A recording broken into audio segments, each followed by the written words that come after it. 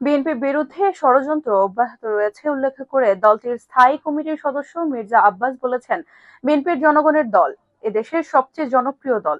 সুতরাং সামনে অবাধ, সুষ্ঠু ও নিরপেক্ষ নির্বাচন হলে বিএনপি বিপুল ভোটে বিজয়ী হয়ে রাষ্ট্রীয় ক্ষমতায় যাবে ইনশাআল্লাহ।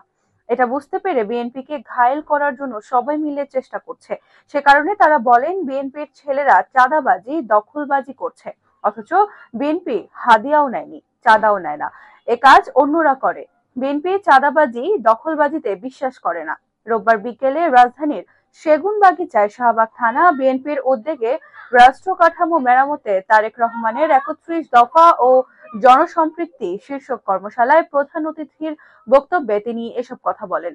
বর্তমান অন্তর্বর্তী সরকার প্রসঙ্গে মির্জা আব্বাস বলেন, এই সরকারের দোষ ত্রুটি ব্যর্থতা আমরা ধরিয়ে দেব, কিন্তু সরকারকে ব্যর্থ হতে দেব না। কারণ এই সরকারের সাথে মানুষের কথা বলার স্বাধীনতা এবং গণতান্ত্রিক অধিকারের বিষয়টি জড়িয়ে আছে। সংস্কার প্রসঙ্গে তিনি বলেন, আজ সংস্কারের কথা বলা হচ্ছে, অথচ বিএনপির ভারপ্রাপ্ত চেয়ারম্যান তারেক রহমানের ৩১ দফাতেই সব বলা আছে। এগুলো বাস্তবায়ন হলে আর নতুন করে সংস্কার লাগে না। দেশের মানুষ ভোট দিতে অধীর আগ্রহে অপেক্ষা করছে জানিয়ে বিএনপির এই নীতি নির্ধারক বলেন, আমরা নির্বাচনের কথা বললেই অনেকের গাত্রদাহ হয়, কিন্তু একটি দেশ ভোটাধিকার ও ভোটবিহীনভাবে যুগ যুগ থাকতে পারে না।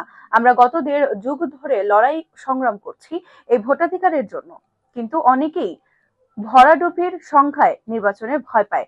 তারাই নির্বাচনকে প্রলম্বিত করতে চায়। ঢাকা মহানগর দক্ষিণ বিএনপির আহ্বায়ক রফিকুল আলম মজনুর সভাপতিত্বে এবং সদস্য সচিব তানভীর আহমেদ রবিনের সঞ্চালনায় কর্মশালায় আরো বক্তব্য রাখেন বিএনপির আন্তর্জাতিক সম্পর্ক বিষয়ক কমিটির সদস্য ইঞ্জিনিয়ার ইশরাক হোসেন।